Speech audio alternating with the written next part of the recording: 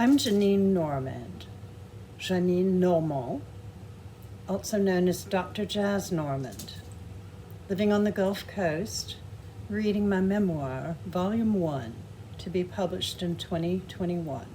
Title, Sentenced to Lesbian Conversion Camp, or Why Can't I Control My Dreams? Someone recently asked me about translating, adding, isn't it as easy as simply plugging in the French words for the English ones? No, it isn't. Language does not consist of words. Languages are ideas representing systems of belief. Languages are indissolubly, intimately intertwined with culture. And accordingly, some invisible and stubborn barrier partitions different languages from each other, keeping them distinct. I was born bilingual in New Orleans, Louisiana, or as we call it, New Orleans. Set in the thick, osmotic mists of the Mississippi River Delta, I was steeped in the exotic blends of cuisine and customs that intoxicate all the senses. New Orleans exposed me to flamboyant architecture styles everywhere, not just to the elegant department stores of Canal Street, rivaling New York's Fifth Avenue, but also to the voluptuous, infamous French Quarter, or Le Vieux Carré, and to the elaborately ornate, above-ground mausoleum cemeteries.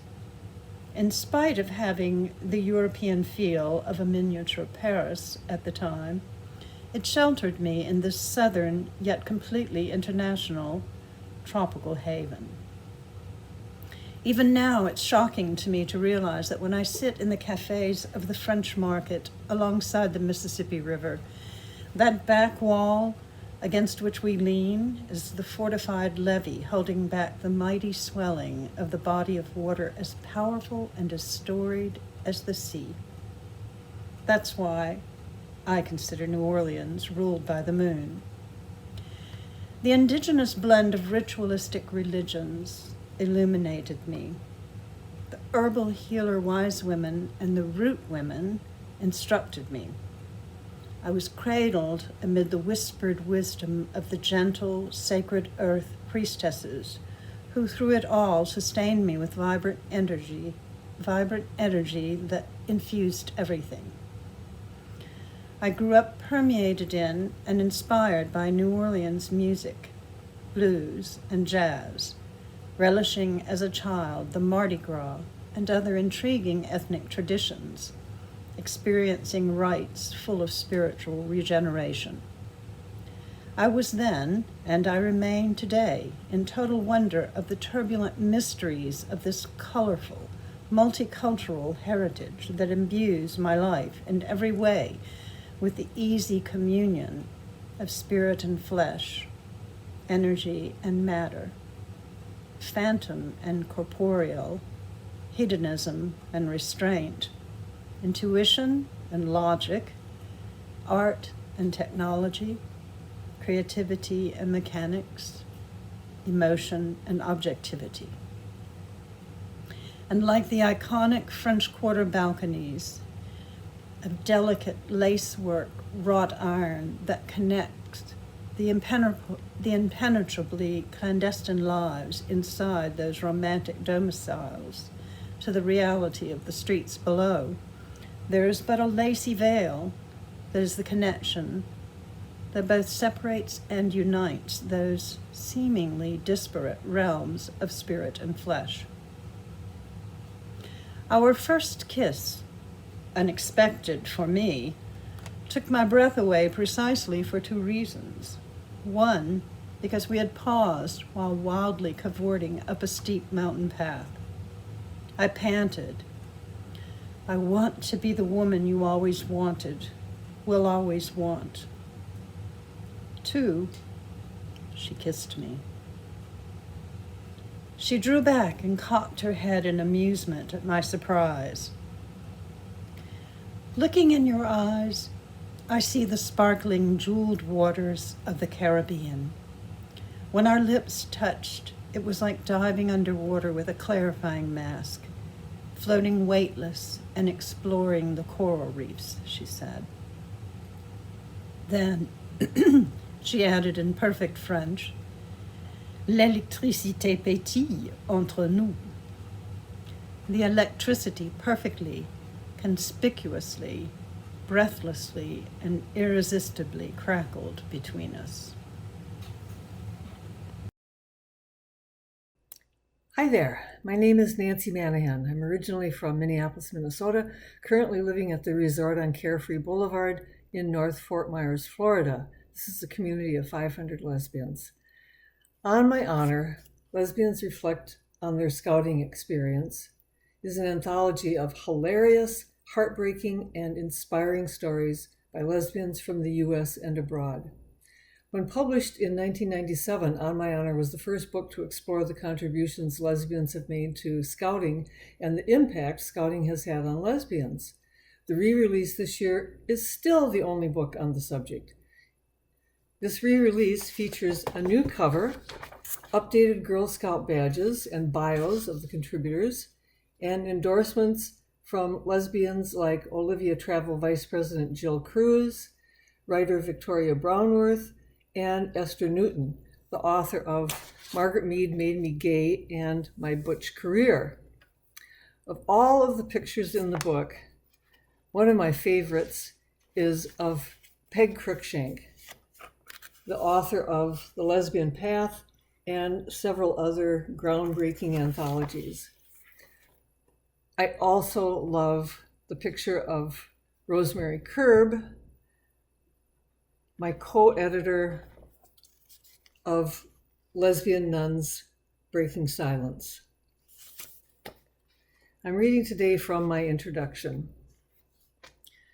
In an Indian restaurant one evening, the curry prepared with coconut milk reminded me of Girl Scout cake. I regaled my partner with a description of the big squares of unsliced white bread dipped in sweetened condensed milk, rolled in coconut, speared with a freshly sharpened stick, and toasted over the campfire. This, my favorite camp dessert, tasted like fluffy angel food cake with coconut frosting. Becky said, "You look so happy when you talk about Girl Scouts." I tried to explain the joy of scouting.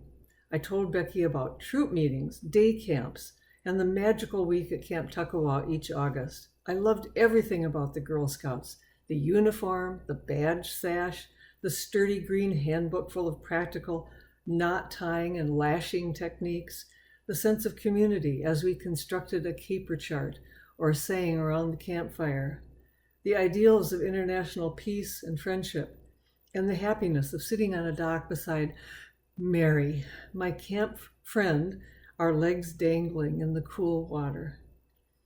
I was flooded by memories of the 2 Girl Scout International Roundups with thousands of tents sheltering scouts from all over the world. And once again, I felt the draw of traveling to our chalet, the first international Girl Guide Girl Scout center near Adelboden in Switzerland. My imagination was stirred by the dream of meeting other girls and women who said the promise in other languages and tried to live by the same scouting laws I did.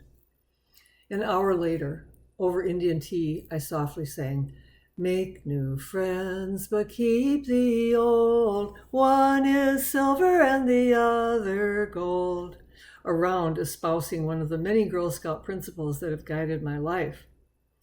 Becky watched me wipe tears from my eyes. "You know," she said, "I've noticed that lesbians tend to get very emotional about their scouting experiences. What is it about the Girl Scouts that affects so many lesbians?" Even though I hadn't realized I was a lesbian during my Girl Scout years, my joy in scouting stemmed partly from being in an all-woman environment for at least a week every summer, the only time I didn't have to cope with men, boys, or the pressure to date. At camp, I met a few counselors who I think were lesbians, although they gave no indication of that. Those counselors acted as a powerful antidote to the poison of homophobic self-hatred already dripping into my veins. I could see with my own eyes that they were wonderful, good-hearted, principled women, Although I didn't know the word lesbian, I knew I was interested in girls in that way. From those few camp counselors, I absorbed the unspoken but reassuring message that being a sexual minority wasn't so shameful after all. "This sounds like your next book," Becky said as we paid the bill. "Oh, no," I replied. "I'm sure someone has already done it." During the next few weeks, I looked for books on the connection between lesbians and scouting. Nothing. I looked for articles. Nothing. I searched out databases. Still nothing. So I began announcing the project in magazines, newsletters, women's bookstores. Over the next 2 years, almost 100 women responded to my call for submissions. On My Honor, Lesbians Reflect on Their Scouting Experience contains stories from 32 of these women, documenting the contributions lesbians have made to Girl Scouts, the impact scouting has had on lesbians, and some of the problems undermining the relationship between lesbians and scouting. Most of these stories were written by women who, like me, haven't been involved in scouting for years. Other contributors currently hold professional or volunteer positions with the organization. They range in age from 31 to 60, represent a variety of ethnic backgrounds, and live in all parts of the United States and around the world. The stories they tell are in some ways no different from those of heterosexuals involved in Girl Scouting. Girls from dysfunctional families found a haven of sanity in their scout troops and at camp. Girls from healthier families received additional support to take risks, develop leadership skills, and serve others. Both types of girls found role models, good values, camaraderie, a service ethic, and the joy of being in the out of doors. As adults, many of the women in this book became camp counselors and troop leaders, taught girls camping and leadership skills, and helped raise money for wider Girl Scout opportunities. Some became professional Girl Scouts, choosing a career with the organization they loved. All of them knew that as Girl Scouts, they were contributing something worthwhile to their communities and to the next generation of girls. With all these commonalities, what makes the stories in this book different from the stories heterosexual women might write? The contributors to On My Honor, Lesbians Reflect on Their Scouting Experience, are breaking a taboo. And the rest of the book goes on to explain that taboo. Thank you very much. This is a selection from the Amazon Girls Handbook, which is a humorous advice book for older lesbians, roughly based on the Girl Scout Handbook, very roughly. And in the back there is a section called Amazon Girls on the Road, which was a series of little stories about what the actual Amazon girls did while they were still active. And one of them is The Tribe Plays Softball. In the summer of 1987, several gym class dropouts gathered together and formed the TLC Dragons, a completely new concept in softball teams. The Dragons were based on the bizarre notion that softball is a recreational game and therefore should be fun and entertaining rather than an exercise in pain and humiliation. Most Dragon team members had a history of childhood gym class abuse and torture. Our ineptness, myopsy, fatness, and shortness of breath separated us from our jock sisters and made us objects of ridicule, usually in the eyes of the very women that we desperately longed to impress. As adults, we still harbored a longing to play the game, to belong to a team with neat uniform, to be heroes. The Dragons accepted anyone who wanted to show up one evening a week, purchase and wear a team shirt, follow the rules, and eat pizza. Requirements were few, but some rules were unbending. Number 1, if it hurts, don't do it. There's no sense in injuring yourself just to catch a fabric-covered sphere. Footnote, fabric covered? Fabric covered? Yes, well yes, Dragons quickly learned that if they didn't duck quickly enough, any hit ball could really hurt. One Dragon broke a finger trying to catch a fast-moving softball. Fortunately, Babe discovered a padded, fabric-covered ball which performed as well for Dragon purposes and hurt much less on impact. So there's no sense in injuring yourself just to catch a fabric-covered sphere before someone else arrives at a purposeless destination. Still, all players are expected to participate enthusiastically while observing safety recommendations. Absolutely no abuse or ridicule of team members is allowed. Self-abuse and abuse of onlookers is optional. Number 3, players can be on whichever team they choose. Details later. The childhood torture ritual of choosing up sides is not allowed. Gloating over final scores is frowned upon, to such an extent that the team quickly modified the rules to set the score back to 0 at the start of each inning. Dragons quickly learned the secret thrill of being able to say casually, "No, not Thursday, I have softball that night," to acquaintances. They learned the joys of showing up at the pizza place in their cool shirts, sweaty leather gloved, hanging casually from one finger, reserving a large table for the rest of the team. When asked by onlookers who won, we could always say we did, mainly because the Dragons have never in their 5-year history played against anyone but themselves. So how, you may ask, did you get 2 teams? Easy. When Dragons first signed up for the team, the organizer would ask them for their shirt size, desired team name, of which more later, and what number do you want on the back? We have 7 and 13 left. When the team gathered on that first meeting, therefore, there were only 7s and 13s, thus providing a good random mix of players for 2 teams, and usually ensuring that couples were separated by team.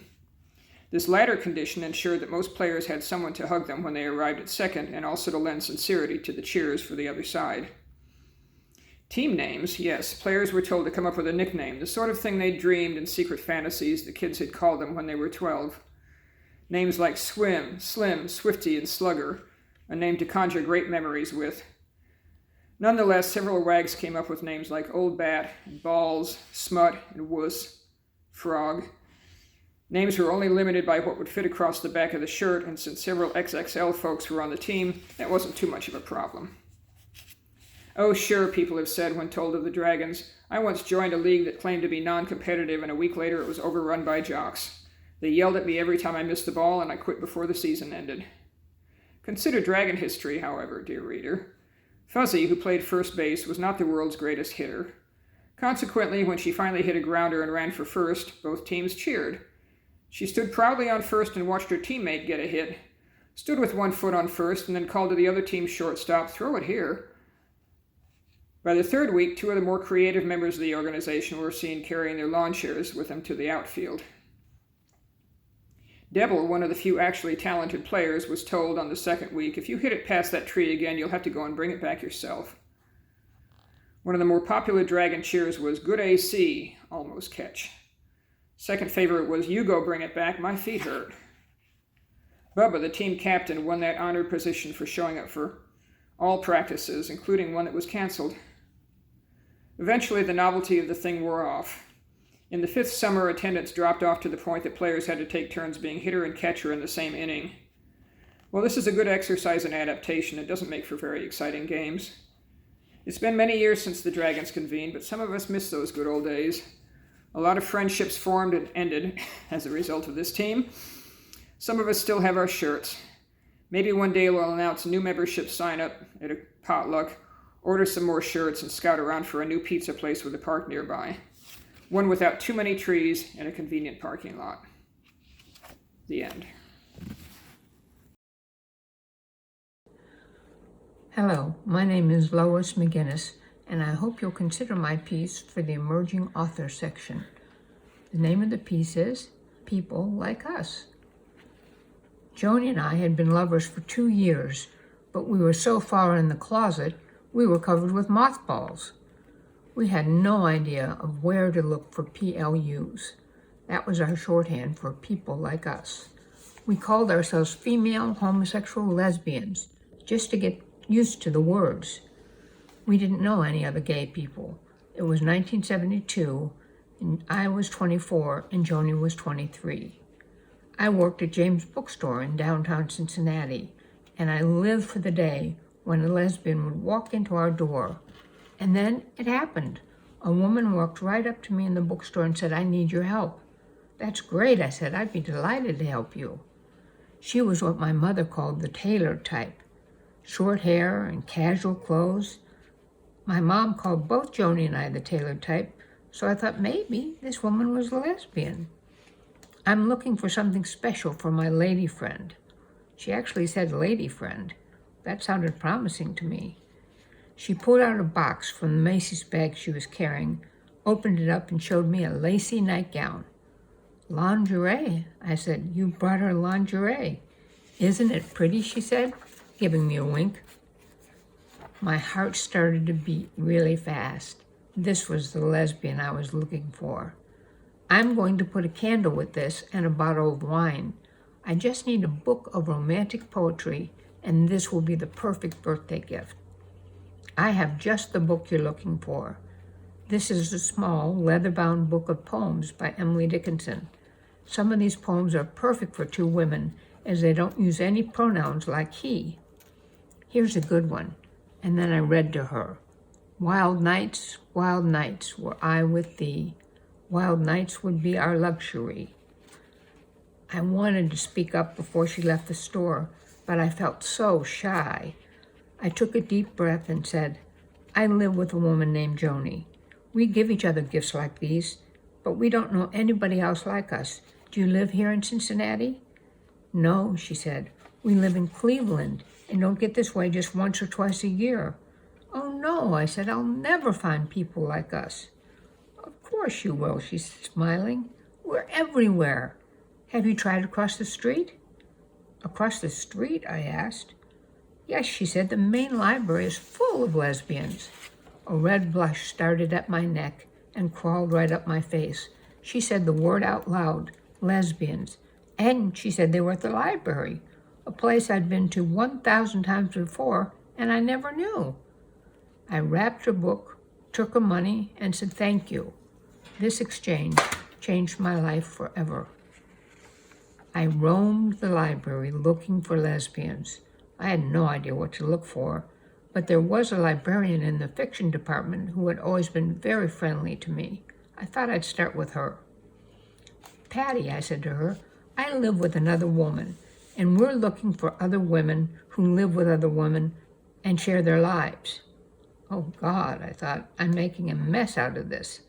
But Patty's big smile turned into a laugh.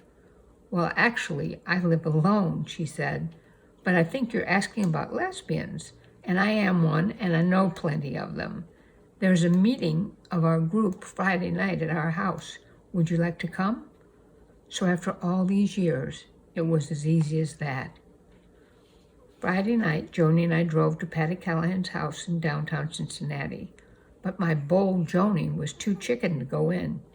You go on in. I'll just circle the block a few times. So I went in alone. It was a loft apartment full of lesbians, wall-to-wall lesbians. I don't drink, but I felt intoxicated as soon as I met this group of 14 feminist lesbians. No group of women looked more beautiful to me than these. A lot of them looked alike, with short hair, flannel shirts, and boots. These were the women I've been looking for all these years. They had a funny name for their group, Labrys, after a double-edged sword used by Amazon warriors. It was a funny kind of club. No dues, no bylaws, no membership list. But they did have a membership card. All decisions had to be made by consensus. Everyone had to agree and all vote yes. I was so excited to see these women. After a few minutes, I went back outside, flagged Jenny down, and drug her back inside. Her eyes were popping out at the sight of these women. A small group of women in the corner started to smoke some cigars. Cigars? Really? I was amazed. How nonconforming. These were not those fat Cuban cigars. They were the thin ones with the plastic tip. Still, I was impressed. Labrys had big plans for the future.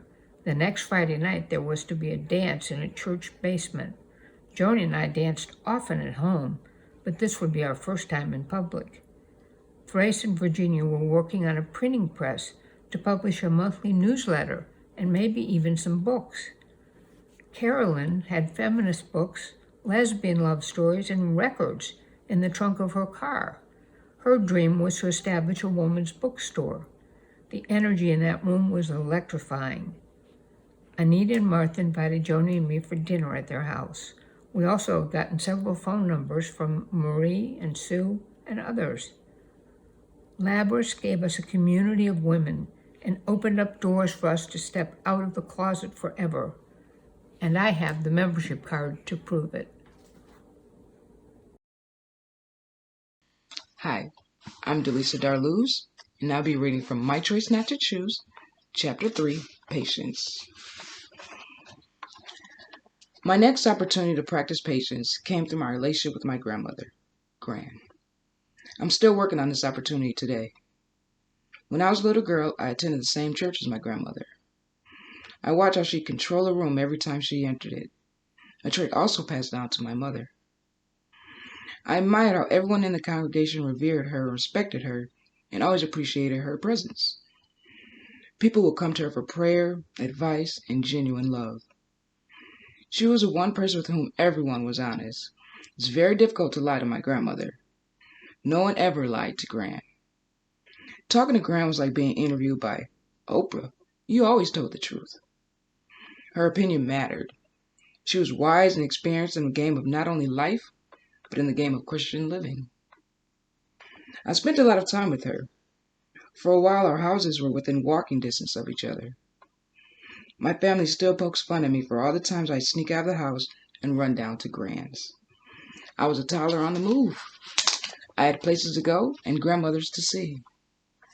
Their favorite part about the story was the fact that I always ran off wearing my t-shirt and undies. I just loved my grandmother. I remember hanging out at her place while my mom was at work. We'd create these fun, role-playing scenes from church. I'd pretend to be the pastor, the choir, and the drummer. Gran's role, the congregation. I guess I enjoyed the spotlight back then. Anyway, I'd grab the Bible, read a scripture, and preach a pretend sermon on whatever it was that I read. Gran loved it. She'd shout and encourage me to continue. I have no clue or recollection on what it was I even said, but Gran liked it. That's all that mattered. After my sermon, I'd lead the congregation in a song. She'd pull out a few pots and pans, turn them upside down, and let me bang on them with spoons. You can't have a good church song without a soul beat, right? I loved those church playing days. Gran always proclaimed that one day I'd become a teacher or a minister. She said she could see it in me by the way I'd take on the role of being a pastor. I never doubted her, but I knew my message might be one for which she'd never be ready. Eventually, Gran caught news of my coming out back in Mount Clemens. If Gran knew, everyone knew. Word travels in Mount Clemens at a rate of 10 houses per hour. One day I was chilling, hanging around the house. My mom was out of town attending a work conference. I had to have been about 16 because I was driving at the time. The phone rang. Me. Hello. Caller. Delisa, this is your favorite grandmother. Hi, Gran. Listen, I want you to come over to Gran's house. I have to talk to you. In her cute granny's voice. Okay, Gran, I'll be on the way. We hung up. I had no clue what she wanted. I think the thought of me coming out crossed my mind, but I quickly dismissed it. There I was, in her peach-colored bedroom. I sat on my grandmother's pink and white bed, framed by dark wood. I loved that room. It always had a lingering scent of sweet, grandmotherly smells. Gran wore the finest perfumes. They become a permanent smell throughout the entire house. She brought out her thick King James version of the Bible. The pages were frail, filled with yellow and orange highlighting. From the book hung a thin burgundy fabric she used as a bookmark. Gran opened the conversation. Word around town is that you're a lesbian. Is this true? Her face was distraught. Both eyebrows bent inward, her eyes screamed, please say this is a rumor. I thought to myself, Delisa, you could lie this one time.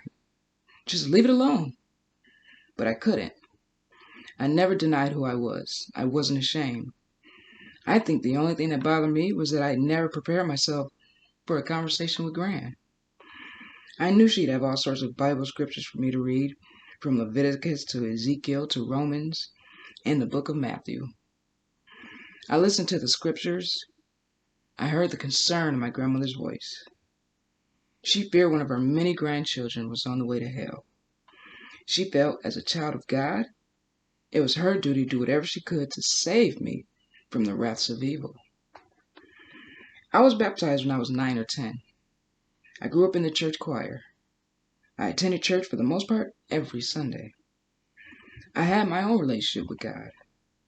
I felt very secure in my spiritual consciousness. I mustered up the courage to share this with Gran. I explained my view of the Bible. I informed her that I was not in fear of a hellful death. I assured her that I was a good person, and my emotional guidance system, my inner feelings, validated this belief. We spoke for half an hour. Finally, Gran looked up with a puzzled gaze. I just don't understand. Why do you think God would tell me to call you over here? Maybe this was something for you to learn, I replied. We left it at that. I'd love to say the relationship grew stronger from that encounter and Gran came around to accepting my lifestyle. But my stories aren't fairy tales. They're real life, physical life. Shit happens. We have to deal with it. Gran and I never spoke the conversation again. I did, however, get a few pieces of mail from her throughout the years. One was an article on a young lady who was a lesbian, but became freed from her sickness through the support of the church and intense prayer. Pass, been there, done that. The other pieces of mail were reminders of an offer giving God and the option of using Jesus to repent for my sins. Again, been there, done that. Years went on with me attending Gran's holiday gatherings, birthday parties, and family reunions.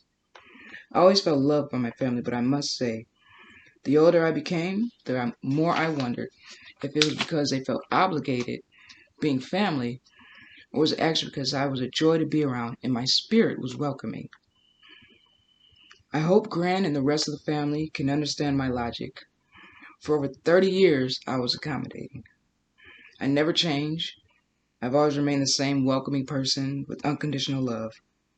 I've always been that sweet little girl who loves teaching and playing the drums for the congregation. Now, I patiently wait for my congregation to show up. Thank you. I'm Sara Yager, and this is my submission for the Emerging Writers section. Like most lesbians my age, life has been a series of comings out, to friends, to family, co-workers, and then community. But the first is coming out to yourself when you realize this is who I am. This piece is about how that went for me. If there was some kind of cosmic security camera that recorded everything, I would like to rewind back to 1961 to see what on earth I could possibly have said to Connie Rosenberg to get her to make out with me more than once. Celia White made it perfectly clear that she was just practicing kissing her boyfriend Kevin. She was just the one time, and to be perfectly honest, we'd practice our underage drinking prior to practicing our kissing. We were nice girls, suburban kids from two-parent households. We watched Ed Sullivan with our families on Sunday after we had done our homework. We all had exactly the same hairstyle, villager slacks with matching cardigans, penny loafers, and white socks. We couldn't have been more in uniform if we'd gone to Catholic school. We talked endlessly on princess phones with cords. We had boyfriends with whom we did not have sex because, incredible as it seems by today's standards, it was not required.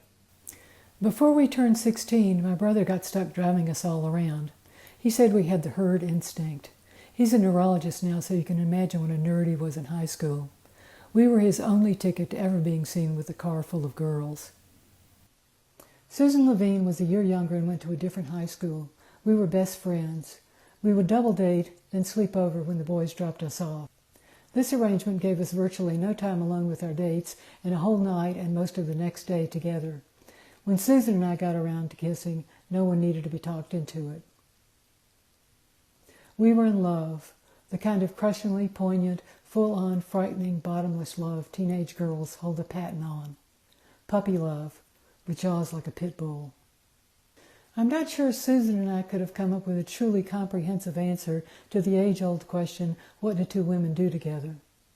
We did what we were comfortable with, but I'm not sure it would even qualify as having sex in today's post-Monica Lewinsky market. In the bright light of the mornings after, we were sheepishly remorseful, vowing each time that we could not and would not keep doing this. Our rate of recidivism was appalling.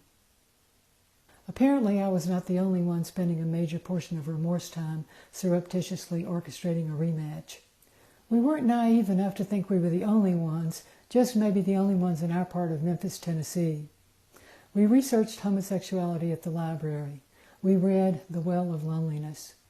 As an aside here, let me say that when anyone trots out the "it's a choice" argument against homosexuality, you need just remind them that generations of lesbians have read The Well of Loneliness in its entirety and still opted in.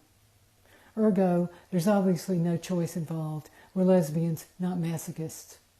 Susan had been to summer camp. She said in the off-season, when they weren't being gay at camp, the counselors played softball. We needed to stop looking up any more terms of enqueerment and look up the women's softball teams. A phone call to the Department of Parks and Recreation turned up a team sponsored by Pepsi-Cola, and we met the sweetest group of blue-collar dykes with whom we had absolutely nothing else in common. They were older women, some pushing 30, and there was a hardness to their look and to their lives. Their eyes flashed a cold, unspoken message for which I would not have words until decades later. Don't ask, don't tell. A couple of weeks of stellar attendance at their games, and they invited us to hang with them afterwards. They said one of us had to be butch and one of us had to be femme. We looked like two femmes together, and that was just unacceptably wrong. Susan and I preferred the "we don't like boys of either sex" approach. The Pepsi-Cola dykes were sticking with butch femme and focused on our hair. It was the 60s. Susan and I were both going for the Joan Baez look. They said one of us would have to butch it up hair-wise. Susan said no way. I said no way. At first. I knew it would take longer for me to talk her into it than for my hair to grow back, so I got one of those horrible Vidal Sassoon twiggy haircuts. Not anything that would say butch to this crowd, but the Pepsi-Cola dykes bought it, and Susan and I spent the summer before my senior year alternately hanging out with our girlfriends, our boyfriends, and the Pepsi-Cola dykes. It was like a Fellini remake of I Led 3 Lives. I have a handful of memories that are more like virtual reality than snapshots, that I see, feel, and hear in near original mint condition clarity.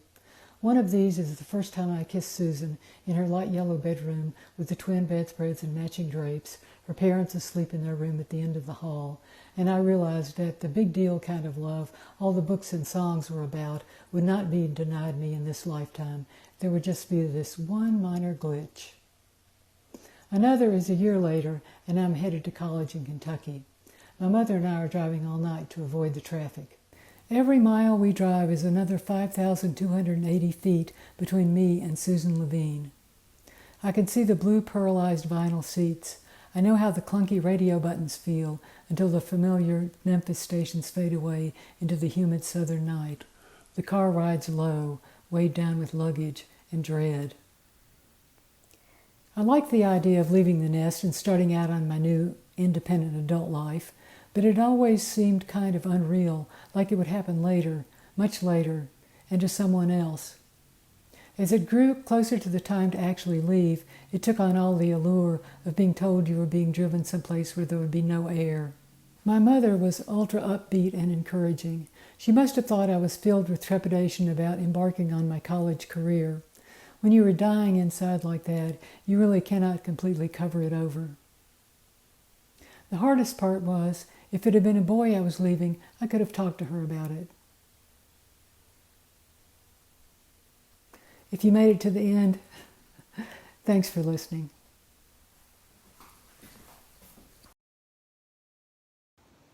Hello, y'all. I'm reading this evening from Getting Sober in AA. I began drinking in 1967, and by 1969 was being told by the medical profession that I could not drink. I was not ready to stop and resented being told I could not continue. I slowed little, attempted controlled drinking, failed at each attempt, and continued contrary to health advice. In 1971, after leaving a short-lived hellish marriage, I dried out using Kundalini Yoga, then moved to Tampa, Florida, and began a descent into a new level of willingness to do whatever it takes to be finished drinking. Tampa was rough, challenging, and there were alcohol and drugs at every turn. I lasted from May to October there and was ready to be anywhere leaves were turning colors because of colder temps, not merely from dehydration, and to live with my first lesbian partner.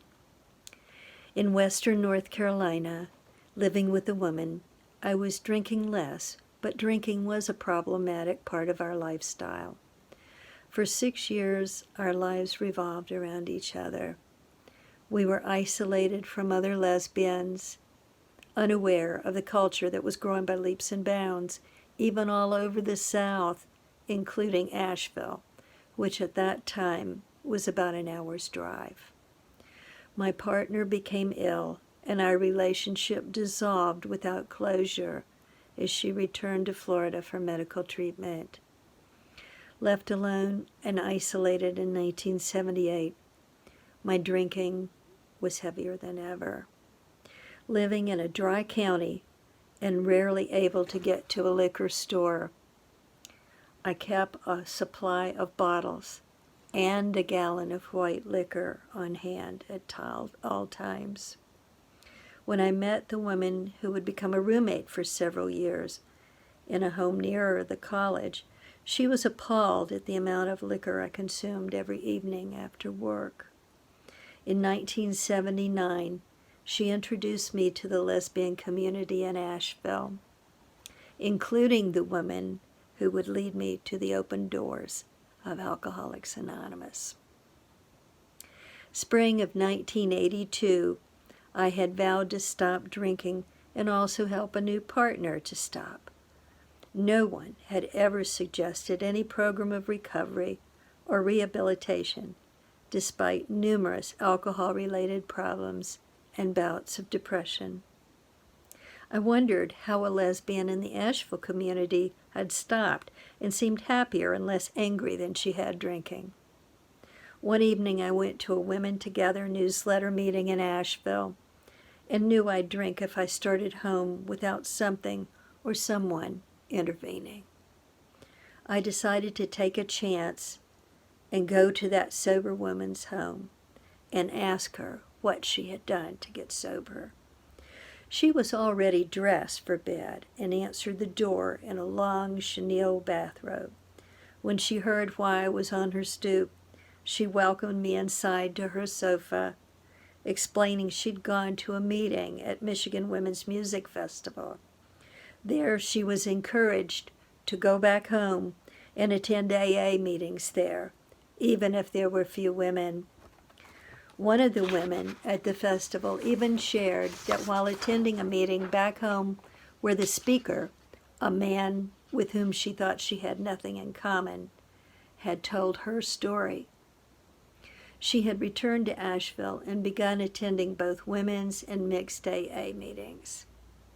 I attended a noon meeting the next day. I learned there had been an attempt at a lesbian meeting earlier, but none of the women had had enough time to keep it going or support one another at that time. I was able to help other women by managing a women's halfway house, taking women to meetings, and by showing others that a lesbian can live happily without alcohol. Angry at religion and the God of my childhood, my first higher power was a corporation who sent someone to start my car and make my days more manageable, a true test of whether relationship was working. I resented the references to God in the literature, but soon was able to hear that even the atheists were welcome and found a way to stay sober in AA. My anger softened, and my love of nature that had seen me through many hard times in childhood and early adulthood returned. I embraced the goddess and found my own way of connecting with deity and the ancestors. It would be 1989 before another lesbian started a lesbian and gay AA meeting in Asheville. Meanwhile, many lesbians have found a way to get sober and stay sober through AA. Each of us has found her own spiritual connection, referred to in recovery circles as a higher power, often beginning as a group of caring individuals, but evolving into a relationship with the inner self, a deity, or a way of being that is conducive to sobriety and the pursuit of serenity. Thank you.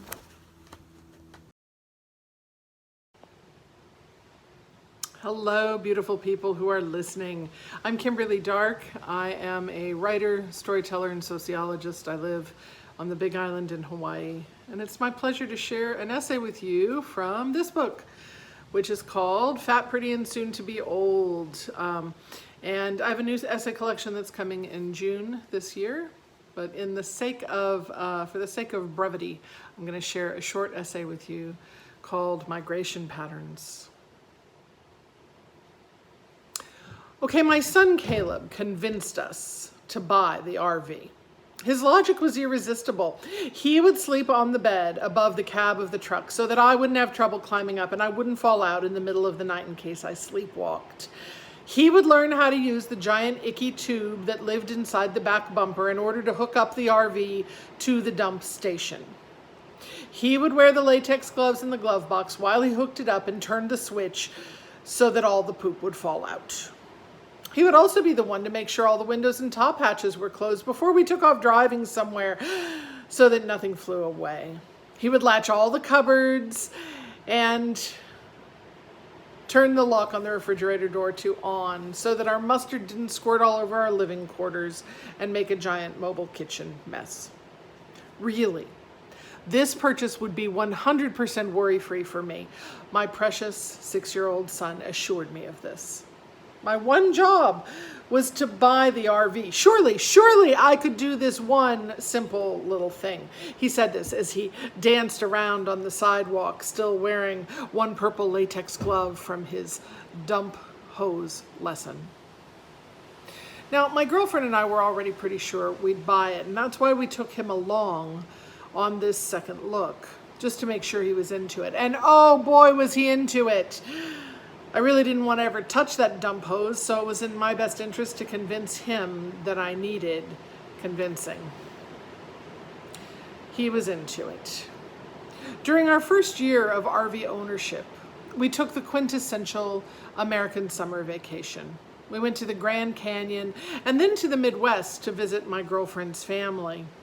We were gone a month, and when we returned, I spent 2 months waiting by the mail for news of my canonization for the miracle of cooking everything over hot coals for 30 days straight. Okay, there was a stove in that RV, but it was hot as Hades and we had no air conditioner. So every time we stopped, I'd sling out the charcoal and get the fire going. I had one skillet and my campfire repertoire was limited to veggie burgers and pancakes. Over and over and over again. Okay, we had some salads as well. But after a few months with no news of my sainthood, I realized I really did want to make another trip.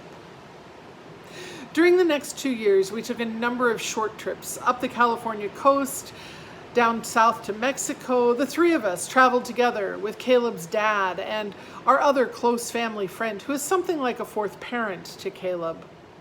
The RV can sleep 3 comfortably, 4 if we double up, and even 5 with a sleeping bag in that center aisle. Sometimes our family seems exceedingly normal, almost anachronistic really, in our desire for our son to go camping and hiking and learn to work an RV dump station, in our stalwart insistence that he learn to swim, play a sport, take music lessons, and go roller skating. He told me recently that we didn't take him to as many athletic events as some of his friends seem to have attended, but he has definitely seen more theater and dance performances. If I did anything right, he also watched a little less television, too. But then, to some, because our family is broader than 2 parents and the genders vary, because of that, we are total freaks. Because we're queer, we are, to be redundant, odd. And not only do the genders vary, but so do the gender roles. Once my son's father came over when our little boy was in the garage doing a woodworking project with my girlfriend. As we looked on, he quipped, hand on hip, "Well, I'm glad you're dating someone who can teach our son to be butch." And indeed, Our son is now a competent handyman, in addition to a competent dessert maker, thanks to his cake decorator father. You know, some people worry that a jumbled up family will be confusing to a child, damaging even. Some go so far as to say that families like mine will damage our very culture. Everything will be akimbo and our moral compasses will spin wildly, leaving children crying in the streets. Well, that's just not how it is. I know because I have parented under these unique circumstances. And I think most families are unique somehow. It's just that some try to hide it. And perhaps that's more damaging to a child than simply knowing what's what and who loves them and defining the terms as necessary. On one weekend RV trip to see the monarch butterflies resting in Morro Bay, California, before they flew south to Mexico, my son's father, Richard, and my girlfriend, Katie, were both along with Caleb and me. Caleb was about 7 years old. As Richard drove, the rest of us sat at the back table, Katie reading her novel, Caleb and I having light conversation. After a thoughtful moment of silence, Caleb looked at me and said, "So, if you're my mom, and Katie is my stepmom, and, Dad's dad, then who is Dad to Katie?" He wasn't distressed about it. He was just trying to get all the titles right. I was still sorting out the question when Katie calmly looked up from her book and said, "Oh, well, that makes him my step-spouse." "Oh," said Caleb with a look of satisfaction, as though this obvious detail had simply escaped him. And Katie went back to her book. Soon after, we stopped at a gas station because, those RVs really drink it down. I relayed the story to Richard, who chuckled and said, "Oh, that makes sense." And then we had a small argument with our son about why we wouldn't buy M&Ms at the mini mart. He didn't get the M&Ms, but, somehow he ended up with a lollipop. His dad is such a chump that way. We got back in the RV with me in the driver's seat, and then the three of them started a game of cards. The monarch butterflies were beautiful that weekend, lining the trees and becoming a bright orange sunburst as they took flight. We attended a class and went on a hike offered by the Natural History Museum. Those butterfly migration patterns are amazing and complex, but somehow they figure it all out. And so do we. We figure it out. Like it's the most natural thing there is.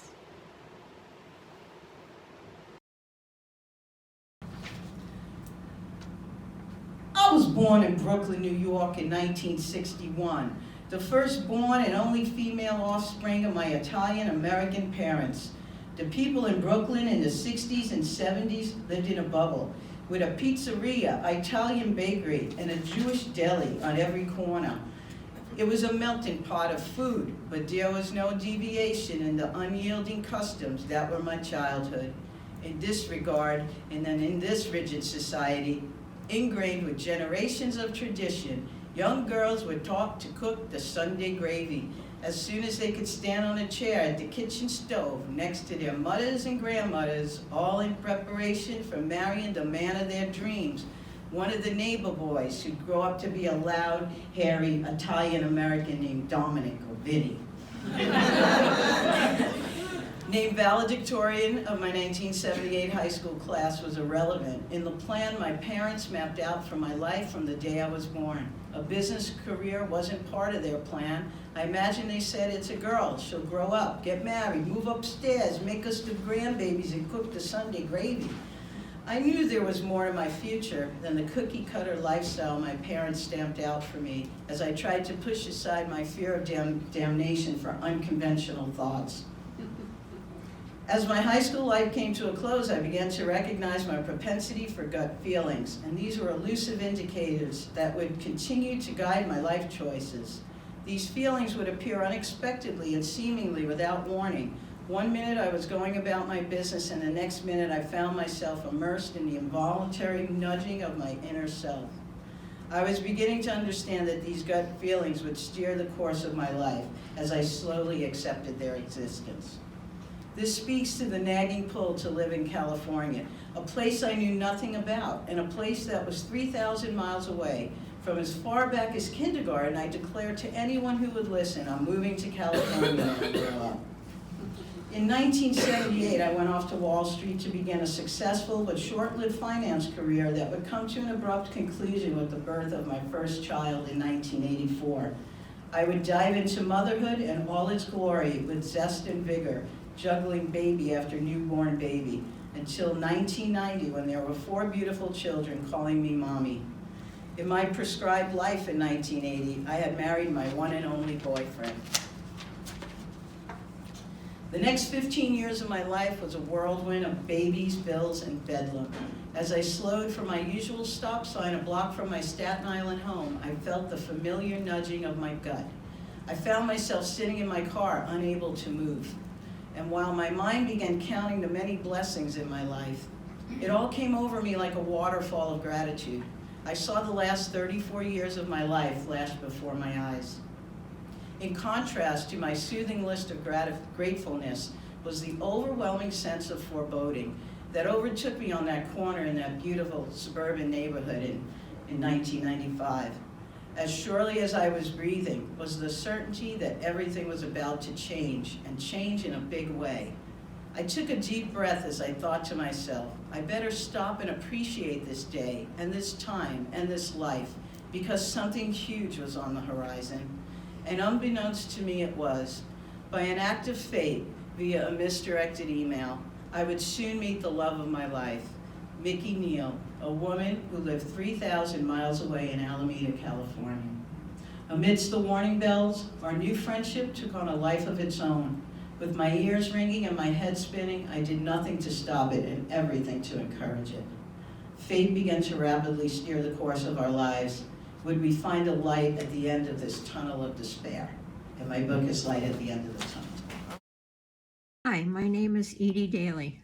I live in Gulfport, Florida, and my book is called The Old Lesbian Memory Quilt. It's a memoir, and it's about the stories in my life. I made an actual quilt, and the quilt has all the squares on it, and each square represents a different story in my life.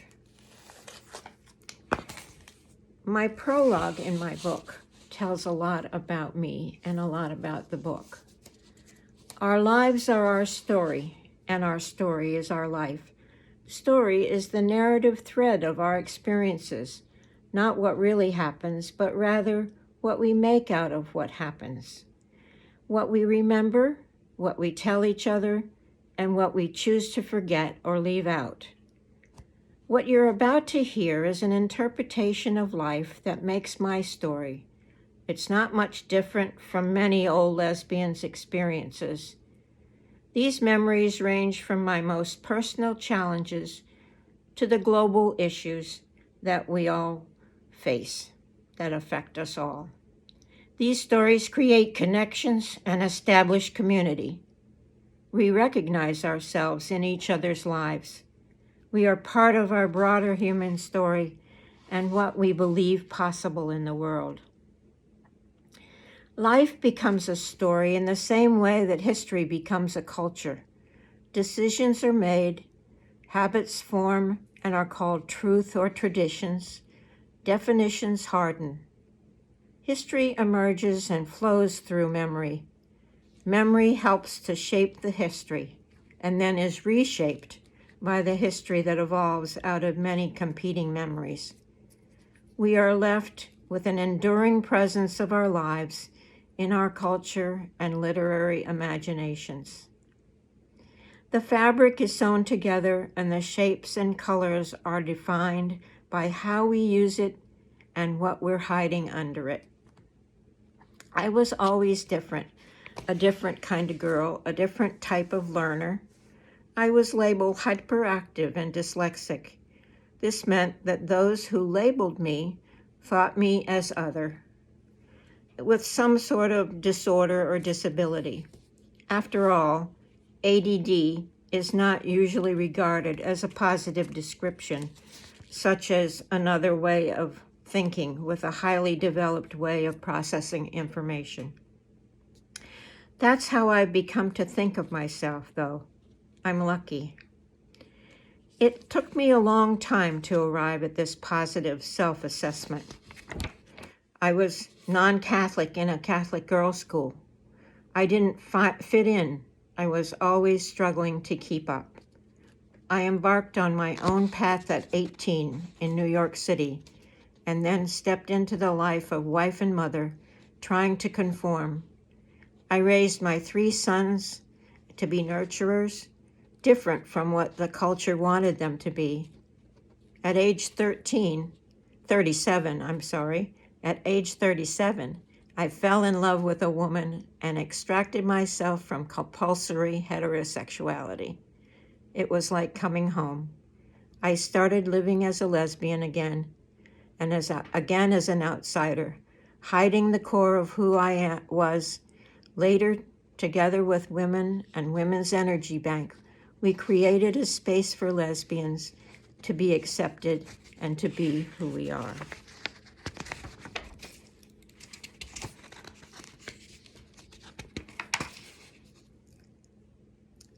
One of the colorful squares in my old lesbian memory quilt, I am 37.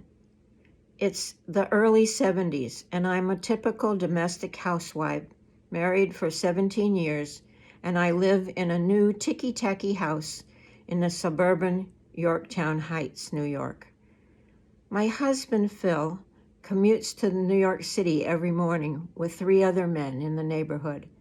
I have 3 teenage boys, and I have a job as a teacher's aide in the local high school district so that I can be there for the children when they come home.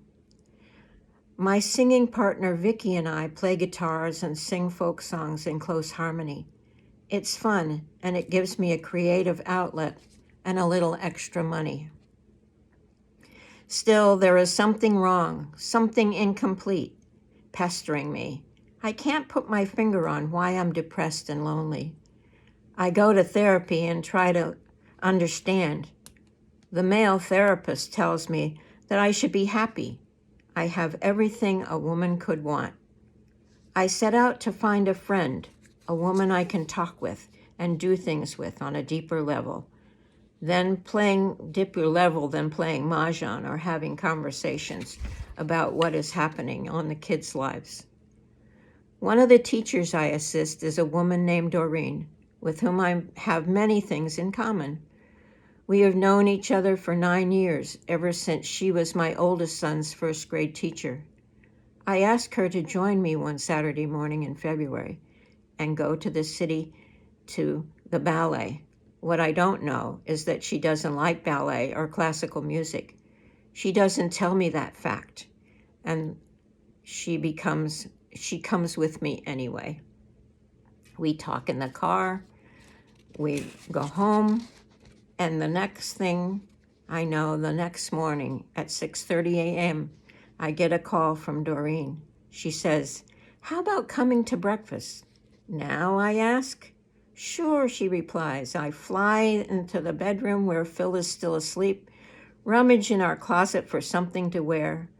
Phil rolls over and asks, "Where are you going?" "I'm going to have breakfast with Doreen," I say.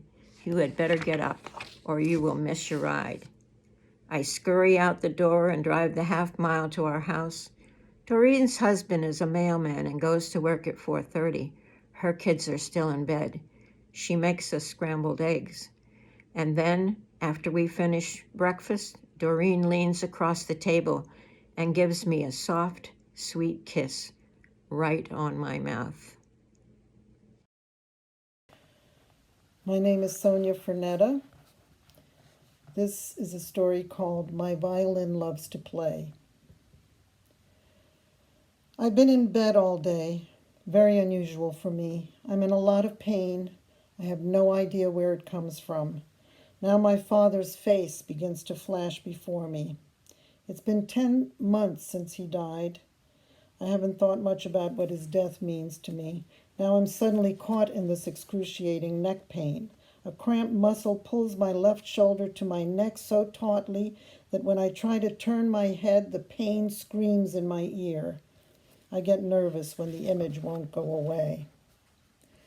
He was a big man, tall and strong and solid. He was violent. The day I went to my first prom with Tony, my first real romance, I was 16 and thrilled. When Tony came to pick me up, my father was decidedly cold and abrupt. He told me earlier that I was not to come home after midnight. My mother plotted with me about how she'd cover for me. I left my anxieties behind as I stepped out in my new evening gown on the arm of Tony. It was late when he dropped me off. We made out in the car before I crept into the house. Every sound seemed to echo. After a while, I heard my parents arguing voices. My heart was pounding, and I expected an explosion. As I was putting on my nightgown, my bedroom door swung open, and my father stepped inside, cursing me in Serbian and swinging his belt. He began to beat me. There was a terrifying passion in those blows. I remember screaming and falling to the floor, trying to ward them off. My only weapon was words. "Go ahead and kill me." My mother whimpered in the background, begging him to stop. I was afraid he was going to kill me. Suddenly, my cousin, almost his size, came in and yanked him off me. He kept calling me a whore and a bitch as she dragged him out of the room. Next day, I lay in bed swollen, wanting comfort from Tony, a friend, anyone not in my family. My mother came to me tearfully, asking me not to tell anyone. My shame was so great, I wouldn't have said anything anyway. I wanted to die. My body turned wooden then, stiff, asleep, scarred. I had to forget. Now my neck was killing me. I call my friend Susie. She tells me how to treat my neck. Can I rest with the image of my father, accept it, not fight it, and understand the pain as truth? She'd be over soon. I have no idea what she's talking about, but I trust her. I love the violin, an amazing possibility of sound contained in a stiff yet womanly instrument. Wooden, I begin to speak of the anger and pain. Waxing my bow, I begin to see that my father will never leave my psyche. About 10 days after the pain stopped, Susie and Jean, her lover, take me out to lunch to celebrate my birthday. My father was still on my mind. Jean also had problems with her father. We figured out that Yugoslav fathers and Cuban fathers had things in common. When we got home, I got ready to go to work, second shift at the aircraft factory. I really didn't feel like going. Susie called me in the other room, and she said, "Now you don't have to accept this, but Jean and I would like to give you a special gift. We'd like to make love to you for your birthday." My eyes widened. Looking away, I said, "What about work?" She laughed. "Call in sick." I shook my head, my heart pounding within me like it was another person. How could I turn down this offer from a dear, trusted friend? It was too good to be true, and I hadn't had sex in a while. I went upstairs, got into my work pants and flannel shirt, then I dialed work. We laughed awkwardly at first, my waterbed rocking us around. I feel an excitement and a looseness in my body that I've never felt before, as if it were swiftly coming alive after a long sleep. A fluidity grows with their focus on my body, both women caressing me, my vagina opening wider than I've ever felt, unabashedly wanting more than I've ever wanted. The tips of my breasts seem to be drawing out some very deep sound in me. I love the complexity of our attentions. Their making love to me turns into Jean and Susie loving each other. I caress both of them with tender affection. I want time to stop. When Jean turns to focus on me with her virtuoso energy and prowess, Susie leaves the room feeling excluded. The pitch between Jean and me is high, so the two of us go on alone. We wrangle. She can be rough and gentle at the same time, utterly patient with my rhythm, pulling my hair, wanting to reach my mouth. I just surrender to her capable hands and enjoy. We woo Susie back to bed. She loves us, and even loves the chance to cry. I watch the intimacy between them. I feel I shouldn't be there, that there is something very private going on. They begin to make love. I ask if I should leave. Of course not. I hold Susie as Jean makes love to her. Slowly, Jean makes Susie come. I am witness. For days after the symphonic night, my body trembles with a hum at my very center. A tuning fork I never knew about. Its tines vibrate and send out sounds of my surviving spirit throughout my body.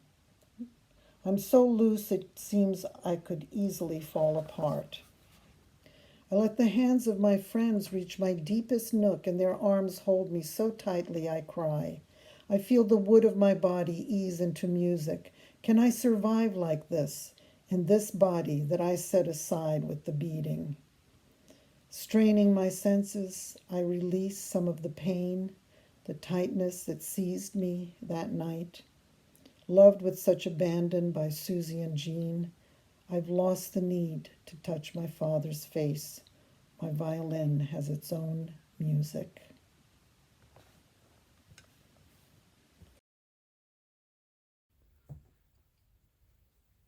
The Oyster. The sun struggled to show itself through the stubborn fog blanketing Puget Sound. I shrouded my eyes with my left hand, secretly begging the gray clouds to spread their legs and allow the sun to peek out and grace our oyster hunt. My prayer was heard. The wind picked up and the clouds parted to the southwest. Was it the briny air, the sun's sudden appearance, or the expectation of touching that first oyster that made my nipples stand at attention and my mouth fill with water? Maybe it was all of these. My breath caught mid-inhale as my suddenly swelled lips throbbed in counterpoint to my hardened nipples. My brown toes curled and sank into the lighter brown sand at the water's edge. The tide was coming in. Bird-dashed, bleached oyster shells and clam shells also lined the edges as far as the eye could see, like a loose strand of pearls. Seaweed clung stubbornly to some that were still moist and empty. Sandflies flew around them, defying the wind to get the detritus left behind by the birds. I waded out, cedar branch in hand, to balance myself and to rake up any partially lodged oysters I might encounter in the gentle surf. I was incredulous. I smelled them, saw their empty shells. Still, I couldn't believe that I would be able to just bend over and lift live oysters from the water on the incoming tide. Another part of me, though, knew the truth that was, is, and ever shall be. A truth without end, that it had always been, ever thus. Woman abandoning land and earthly constraints as she walked into, surrendered to, and harvested from water. My hair stood on end. Tears filled my eyes. I swallowed gratitude, salty tears, and awe. On unsteady legs, I smiled and sloshed further out into the gentle surf. The oyster swam into my vision as a tear rolled down my cheek and into the water. I blinked twice, bent closer, stood upright. It was real. I laughed from the depths of my being. I threw my arms wide, tucked the cedar staff into the back of my pants, and spread my tide-rocked legs akimbo. pulse radiated from my vulva through my entire body into the ends of my braids. I squeezed my eyes shut, locking in the glow overcoming me. At last, she sees me. She is mine and I am hers. How long have I rolled in and through these Pacific waters, from the deep turbid cold that molded me from the little seed I was, turning, tumbling, and growing the shell to protect the tender white, pink, purple, brown, and black-edged flesh that signals my maturity. How many seasons have I braved probing claw and tentacle, deep-diving bird beak and trawling net, all so I can sing my song to her. I am ready for her. I felt the vibrations of her voice as she approached the water. My plump, full flesh thrilled and pressed in hungry anticipation against the walls of my shell. She had caught my song and was approaching. Still, what if she chose another oyster, one whose song hadn't even been sent to her? I forced myself into a semblance of confidence. I squirted a bit of my precious juice through a tiny crack in my shell, then perfectly closed it again. She would see me, and she did. I tasted the salt of her legs, mixed with another taste memory from long ago, passed on to me through my ancient bivalve ancestry. The long-absent taste was shea butter from a coast-hugging motherland so far away from my Puget Sound that its song is but a myth to most two-legged landwalkers like her. But I remembered, and so did she. I tasted her knowledge. I vibrated and flushed with joy. Here was her hand reaching down for me, long brown fingers open and floating toward me like tentative tentacles. Yes, my love, I am here. Take me. I have been waiting so long. Pleasure exploded inside my shell. Mouthless, I screamed in ecstasy at being lifted from the water in her caressing hand. All alone, I had grown the tiniest of perfect shells deep within my folds. Ah. It glistened in the moisture between my innermost layers. It was there only for her lips, her mouth, her tongue. She would eat me. If only she could sense my trembling hunger to be in her mouth, to become one with her at last. But most two-legged landwalkers have lost the ability to sense beyond their own kind.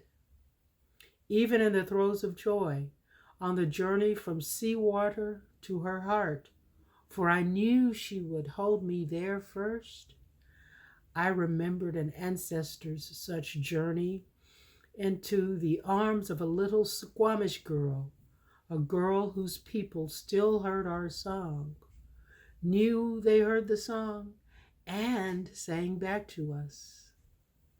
Yes, the memory of every oyster in my lineage, back to time immemorial, was mine and unavoidable.